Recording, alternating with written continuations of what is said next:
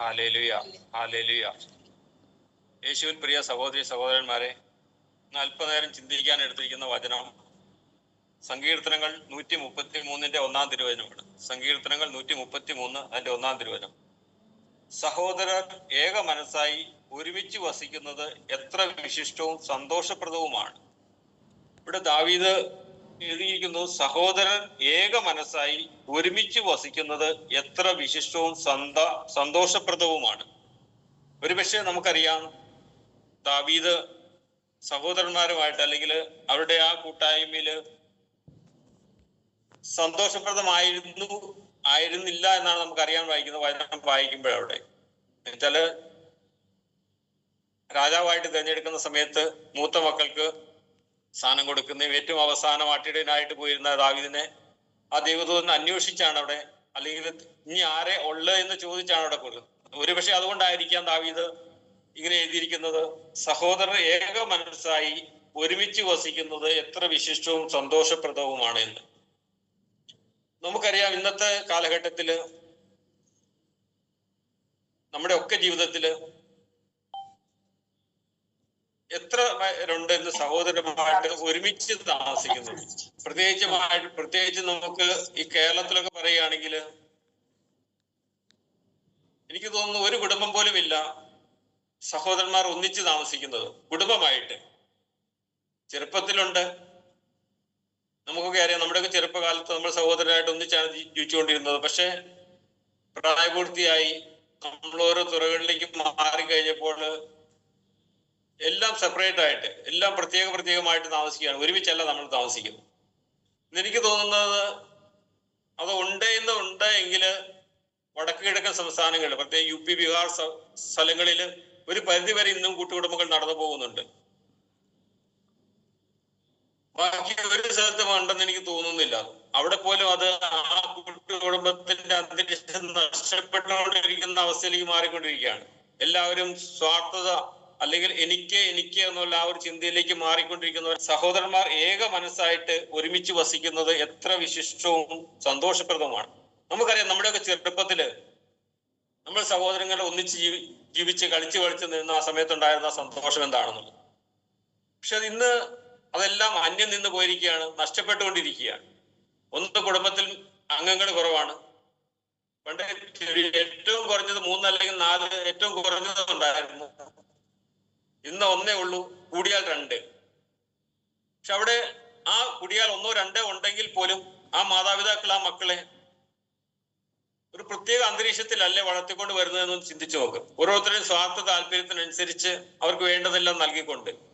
അപ്പൊ അവിടെ എവിടെയാണ് ഐക്യം ഉണ്ടാകുന്നത്? ഐക്യം നഷ്ടപ്പെടുകയല്ലേ അവിടെ. അത് നമ്മളൊക്കെ അല്ലേ ഒരു പരിധി വരെ നമ്മളൊക്കെ അല്ലേ ഈ ഐക്യം നഷ്ടപ്പെടാൻ കാരണമാകുന്നതെന്ന് കൂടി ചിന്തിച്ച് തന്നെയിരിക്കുന്നു. പിന്നെ മറ്റൊരു കാര്യം എന്ന് പറഞ്ഞു കഴിഞ്ഞാല്, പ്രായപൂർത്തിയായി അതിനുശേഷം ഇന്ന് എത്രയോ കുടുംബങ്ങള് സഹോദരന്മാർ തമ്മിൽ സംസാരിക്കാൻ വേണ്ടി വെമ്പൽ കൊണ്ടുവന്നു. ഉള്ളിൽ വെമ്പലുണ്ടെങ്കിലും പുറത്ത് കാണിക്കാതെ കണ്ട് അകന്ന് ജീവിക്കുന്ന എത്രയോ കുടുംബങ്ങൾ ഉണ്ടായിരിക്കാം. അതുകൊണ്ടല്ലേ യേശുക്രിസ്തു പോലും പറയുന്നുണ്ട്, നീ ബലിയർപ്പിക്കാൻ പോകുമ്പോൾ നിന്റെ സഹോദരനോട് നിനക്ക് നിന്റെ സഹോദരനോട് എതിർപ്പുണ്ട് അല്ലെങ്കിൽ വിദ്വേഷമുണ്ടെന്ന് നിനക്ക് തോന്നിയാല് നീ ആ ബലിവസ്തു അവിടെ വെച്ചിട്ട് അവനുമായി രമ്യപ്പെട്ടതിന് ശേഷം ബലിയർപ്പിക്കാം. ഇന്ന് നമ്മുടെയൊക്കെ ജീവിതത്തിൽ നമ്മൾ ചിന്തിച്ചു നോക്കുക, ഞാൻ എന്റെ സഹോദരനുമായിട്ട് എങ്ങനെയാണ്? രമ്യതയിലാണോ? അത് വിദ്വേഷത്തിലാണോ? വെറുപ്പിലാണോ? അങ്ങനെയാണെങ്കിൽ നമ്മുടെ ഈ ബലിയർപ്പണം എത്രമാത്രം ദൈവത്തിൽ സ്വീകാര്യമാണോ? പക്ഷെ ഒരു പരിധിവരെ ഈ വെറുപ്പിന് അല്ലെങ്കിൽ ഈ എതിർപ്പിന് ഇതിന്റെ കാരണമായിരിക്കുന്നത് സുഭാഷിതങ്ങളുടെ പുസ്തകം 6:19 പറയുന്നുണ്ട്. ഒരു പരിധിവരേക്കുള്ള കാരണം അത് തന്നെയല്ലേ? അസത്യം പറഞ്ഞു കൂട്ടുന്ന കള്ളസാക്ഷി സഹോദരർക്കിടയിൽ ഭിന്നത വിതയ്ക്കുന്നു. അപ്പൊ നമ്മുടെയൊക്കെ കൂട്ടുകാര് നമ്മളോട് പറയും, നിന്റെ ചേട്ടനെ സൂക്ഷിക്കുക, അല്ലെങ്കിൽ അനിയനെ സൂക്ഷിക്കുക, അവൻ അങ്ങനെയാണ്, ഇവൻ ഇങ്ങനെയാണ്, അവൻ നല്ല പങ്ക് അടിച്ചു മാറ്റുന്നു നിന്റെ സ്വത്തുക്കളുടെ അല്ലെങ്കിൽ മാതാപിതാക്കളിൽ നിന്ന് നിനക്ക് കിട്ടേണ്ട ഓഹരി അവൻ അടിച്ചു മാറ്റുന്നു. അത് കേട്ട് അതേക്കുറിച്ച് ചിന്തിക്കാതെ കണ്ട്, നമ്മുടെ സഹോദരനെ കുറിച്ച് ആ സമയത്ത് ചിന്തിക്കാതെ കണ്ട് അവനുമായിട്ട് വഴക്കുണ്ടാക്കുന്നു. മക്കൾ അല്ലെങ്കിൽ മാതാപിതാക്കളുമായിട്ട് വഴക്കുണ്ടാക്കുന്നു.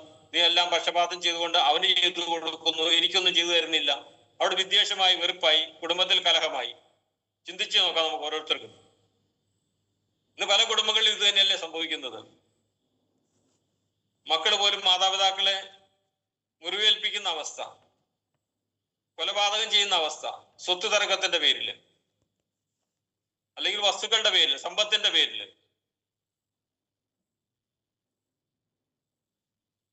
നമ്മൾ പലപ്പോഴും അതുപോലെ തന്നെ സഹോദരങ്ങൾക്കെതിരായിട്ട് അപവാദം പറഞ്ഞു പരത്തുന്ന അവസ്ഥ. അതാണ് സങ്കീർത്തനം 50:20 പറയുന്നുണ്ട്. സങ്കീർത്തനം 50:20, നീ നിന്റെ സഹോദരനെതിരായി സംസാരിച്ചുകൊണ്ടിരിക്കുന്നു, സ്വന്തം സഹോദരനെതിരായി നീ അപവാദം പരത്തുന്നു. അപ്പൊ സഹോദരനെതിരായിട്ട് നമ്മൾ അപവാദം പരത്തുന്നു, അവനെതിരായിട്ട് നമ്മൾ സംസാരിച്ചുകൊണ്ടിരിക്കുന്നു. ഈ യോജിപ്പ് ഉണ്ടാകേണ്ട സ്ഥലത്ത് നമ്മളവിടെ കലഹത്തിലും വിദ്വേഷത്തിലും ജീവിക്കുന്നു. പിന്നെ എങ്ങനെ നമുക്ക് സന്തോഷപ്രദമായ ഒരു ജീവിതം നയിക്കാൻ സാധിക്കും? ഇന്ന് നമ്മുടെയൊക്കെ സന്തോഷത്തിന് അല്ലെങ്കിൽ സന്തോഷമില്ലായ്മയ്ക്ക് ഒരു പരിധി വരത്തേക്ക് ഒരു കാരണം ഈ സഹോദരനുമായിട്ടുള്ള രമ്യതയില്ലായ്മ, അല്ലെങ്കിൽ ഒന്നിച്ചുള്ള വാസമില്ലാത്ത ഒരു അവസ്ഥയല്ലേ? എല്ലാ നമ്മുടെ ഇന്നത്തെ അവസ്ഥയ്ക്ക് കാരണം എല്ലാം അതല്ല, ഒരു കാരണം ഇത് തന്നെയല്ലേ എന്ന് ചിന്തിച്ചു നോക്കാം. പലരിലും, പല കുടുംബങ്ങളിലും ഈ സന്തോഷമില്ലായ്മയ്ക്ക് കാരണം ഈ വിദ്വേഷവും വെറുപ്പും സഹോദരർ തമ്മിലുള്ള അകൽച്ചയും അല്ലേ? മത്തായിയുടെ സുവിശേഷം 5:22 യേശു പറയുന്നുണ്ട്. മത്തായിയുടെ സുവിശേഷം 5:22, എന്നാൽ ഞാൻ നിങ്ങളോട് പറയുന്നു, സഹോദരനോട് കോപിക്കുന്നവൻ ന്യായവിധിക്ക് അർഹനാകും. സഹോദരനെ ഭോഷായി എന്ന് വിളിക്കുന്നവൻ ന്യായാധിപതി സംഘത്തിന്റെ മുമ്പിൽ നിൽക്കേണ്ടി വരും. വിഡ്ഢി എന്ന് വിളിക്കുന്നവനാകട്ടെ നരകാഗ്നിക്ക് ഇരയായിത്തീരും. അപ്പൊ നമ്മുടെ സഹോദരനുമായിട്ട് രമ്യതയിലാണോ? അതേ അവനെ കുറിച്ച് അപവാദം പറഞ്ഞ് അവന് വിഡ്ഢി എന്ന് വിളിച്ചുകൊണ്ട്, അല്ലെങ്കിൽ അവനെ ഭോഷായി എന്ന് വിളിച്ചുകൊണ്ടാണോ നമ്മൾ ജീവിക്കുന്നത്? അങ്ങനെയാണെങ്കിൽ നമ്മൾ നരകാഗ്നിക്ക് ഇരയായിത്തീരുന്നാണ് യേശു നമ്മളിവിടെ പറയുന്നത്. അപ്പൊ അങ്ങനെ ഒരു അവസ്ഥ ഉണ്ടായെങ്കിൽ അതിൽ നിന്ന് ഒരു മോചനത്തിന് വേണ്ടിയിട്ട്, അല്ലെങ്കിൽ ഒന്ന് എളിമപ്പെട്ട് കൊടുക്കാൻ, ഒന്ന് താഴ്ന്നു കൊടുക്കാൻ, നമുക്കറിയാം. ഉൽപ്പത്തിയുടെ പുസ്തകത്തിൽ നമുക്കറിയാം, അബ്രാഹാം ലോത്തും കൂടെ കടന്നു പോകുന്നുണ്ട്. അവിടുന്ന് ഈ ദൈവം വിളിച്ച് അവർ പുറപ്പെട്ട് മറ്റൊരു സ്ഥലത്തേക്ക് പോകുന്നുണ്ട്. അവിടെ അവർ ചെന്നതിന് ശേഷം അബ്രാഹാം പറയുന്നു, നമ്മുടെ ഇടയന്മാരും അല്ലെങ്കിൽ ആട്ടിടയന്മാരും തമ്മിൽ ഒരു കലവോ ബഹളമോ ഒന്നും ഉണ്ടാകാതിരിക്കാൻ വേണ്ടിയിട്ട് നമുക്ക് രണ്ടായിട്ട് മാറിപ്പോകാമെന്ന്. അബ്രാഹാം ഒരു കാര്യം പറയുന്നത്, നീ നിനക്ക് ഇഷ്ടമുള്ളത് തിരഞ്ഞെടുക്കുക. നീ വലതോട്ടാണ് പോകുന്നതെങ്കിൽ ഞാൻ ഇടത്തോട്ട് പോകാം, നീ കിഴക്കോട്ടാണെങ്കിൽ ഞാൻ പടിഞ്ഞാറോട്ട് പോകാം, നീ വടക്കോട്ടാണെങ്കിൽ ഞാൻ തെക്കോട്ട് പോക്കോളാം. പക്ഷെ അബ്രാഹത്തിന്റെ സഹോദരന്റെ പുത്രനാണ് ലോത്ത്. അബ്രാഹത്തിന് വേണമെങ്കിൽ പറയാം, അധികാരം ഉപയോഗിച്ച്, ഞാൻ പറഞ്ഞ സ്ഥലത്ത് നീ പോയി താമസിച്ചു. പക്ഷെ അവിടെ അബ്രാഹാം അവിടെ ആ സ്ഥാനം നോക്കാതെ കണ്ട് സ്വയം എളിമപ്പെട്ടുകൊണ്ട് ആ സഹോദരന്റെ പുത്രനോട് പറയുകയാണ്, നീ നിനക്ക് ഇഷ്ടമുള്ളത് നീ തിരഞ്ഞെടുക്കുക, ബാക്കിയുള്ള സ്ഥലത്ത് ഞാൻ താമസിച്ചുകൊള്ളാം എന്ന്. അപ്പൊ ആ സഹോദരപുത്രൻ നല്ല സ്ഥലങ്ങൾ, സമതലങ്ങൾ തിരഞ്ഞെടുക്കുന്നു. അപ്പൊ നേരെ മറിച്ചായിരുന്നു എങ്കിൽ ഒരുപക്ഷെ അവിടെ ഒരു ഭിന്നിപ്പിന് സാധ്യത ഇല്ലായിരുന്നു. പക്ഷെ ആ ഓർഡർ അല്ലെങ്കിൽ മറ്റുള്ളവർ കൽപ്പിക്കേണ്ട ആ ഒരു ഒരു സ്ഥാനം ഉണ്ടായിരുന്നിട്ട് പോലും അബ്രാഹാം അവിടെ എളിമപ്പെട്ടുകൊണ്ട് മറ്റവന്, ആ സഹോദരപുത്രന് ഒന്നാം സ്ഥാനം നൽകിക്കൊണ്ട് എളിമപ്പെട്ടാണ് അവിടെ കാര്യങ്ങൾ നടത്തി പോകുന്നത്. പക്ഷെ നമ്മുടെയൊക്കെ ജീവിതത്തിലും പല സന്ദർഭങ്ങളിലും ഇതുപോലെ ഒരു എളിമപ്പെടലിന്റെ, ഒരു എളിമയുടെ സ്ഥലത്തിലേക്ക് വന്നു കഴിഞ്ഞാൽ ഈ സഹോദരനുമായിട്ട് ഉള്ള ആ ഭിന്നിപ്പിന് മാറ്റിയെടുക്കാൻ നമുക്ക് സാധിക്കില്ലേ? എത്ര കുടുംബങ്ങളുണ്ടെന്ന് ചിന്തിച്ചു നോക്കും. ഇത് ഏറ്റവും കൂടുതൽ സമ്പത്തിന്റെ മേഖലയിലാണ് ഇതെല്ലാം നടന്നിരിക്കുന്നത്. എനിക്ക് കൂടുതൽ സമ്പത്ത് കിട്ടണം, എനിക്ക് നല്ല ഭാഗം കിട്ടണം, അങ്ങനെയുള്ള ചിന്തകൾ. അപ്പൊ അതുകൊണ്ട് ആ സഹോദരനെതിരായിട്ട് പ്രവർത്തിച്ചുകൊണ്ട് ജീവിക്കാതെ കണ്ട്, അതുപോലെ തന്നെ പലപ്പോഴും നമ്മൾ സഹോദരന്മാരെ ചതിക്കാറില്ലേ? പ്രഭാഷകൻ 7:12 പറയുന്നുണ്ട്, സഹോദരനെ ചതിക്കാൻ ശ്രമിക്കരുതെന്നാ പറയുന്നത്. ഒരിക്കലും സഹോദരനെ ചതിക്കാൻ ശ്രമിക്കരുത്.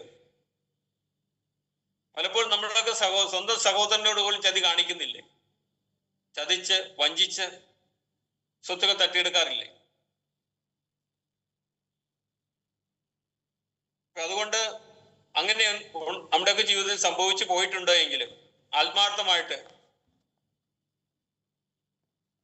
നമുക്ക് എളിമപ്പെട്ടുകൊണ്ട് നമ്മുടെയൊക്കെ സഹോദരനുമായിട്ട് രമ്യതപ്പെടാൻ നമുക്ക് പരിശ്രമിക്കാം.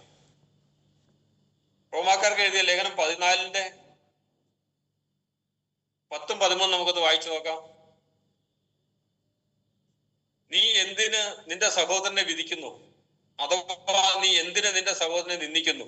നാം എല്ലാവരും ദൈവത്തിന്റെ ന്യായാസനത്തിന് മുമ്പാകെ നിൽക്കേണ്ടവരല്ലേ? ഈ ഒരു ചിന്ത, നമ്മളെല്ലാം ദൈവത്തിന്റെ ന്യായാസനത്തിന് മുമ്പ് നിൽക്കേണ്ടവരാണെന്നുള്ള ചിന്ത നമുക്കുണ്ടാകുമ്പോൾ നമ്മൾ അവരെ നിന്ദിക്കുകയോ അല്ലെങ്കിൽ വെറുക്കുകയോ ചെയ്യുകയില്ല. ഈ ഒരു ബോധ്യം നഷ്ടപ്പെടുമ്പോഴാണ് നാം സ്വയം എന്റെ കാര്യം മാത്രമെന്നുള്ള ആ ഒരു മെന്റാലിറ്റിയിലേക്ക് അല്ലെങ്കിൽ ആ ഒരു ചിന്താഗതിയിലേക്ക് വന്നുകൊണ്ട് ഈ സഹോദരനായിട്ട് എതിരായിട്ട് സഹോദരനുമായിട്ട് വൈരാഗ്യത്തിലും വിദ്വേഷത്തിലും പോകുന്നത്.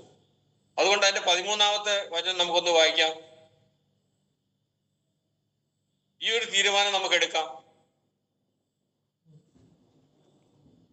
തന്മൂലം മേലിൽ നമുക്ക് പരസ്പരം വിധിക്കാതിരിക്കാം. സഹോദരൻ ഒരിക്കലും മാർഗ തടസ്സമോ ഇടർച്ചയോ സൃഷ്ടിക്കുകയില്ല എന്ന് നിങ്ങൾ പ്രതിജ്ഞ ചെയ്യുവിൻ. അപ്പൊ പൗലോസ്ലീഹ പറയുന്ന ഈ വചനത്തെ ധ്യാനിച്ചുകൊണ്ട്, അല്ലെങ്കിൽ ഈ വചനം പറയുന്നത് പോലെ നമുക്കൊരു പ്രതിജ്ഞ എടുക്കാം. ഞാൻ എൻ്റെ സഹോദരനുമായിട്ട് ഇനി മേലില് ഒരു ഇടർച്ചയ്ക്ക് കാരണമുണ്ടാകില്ല, ഒരു മാർഗതടസ്സത്തിനും പോവുകയില്ല എന്ന്. അപ്പൊ അതിനുള്ള കൃപയ്ക്ക് വേണ്ടിയിട്ട് നമുക്ക് പ്രാർത്ഥിക്കാം. ദൈവം തീർച്ചയായിട്ടും നമുക്ക് ആ ഒരു ബോധ്യം ഓരോരുത്തരും ചിന്തിച്ചു നോക്കുക.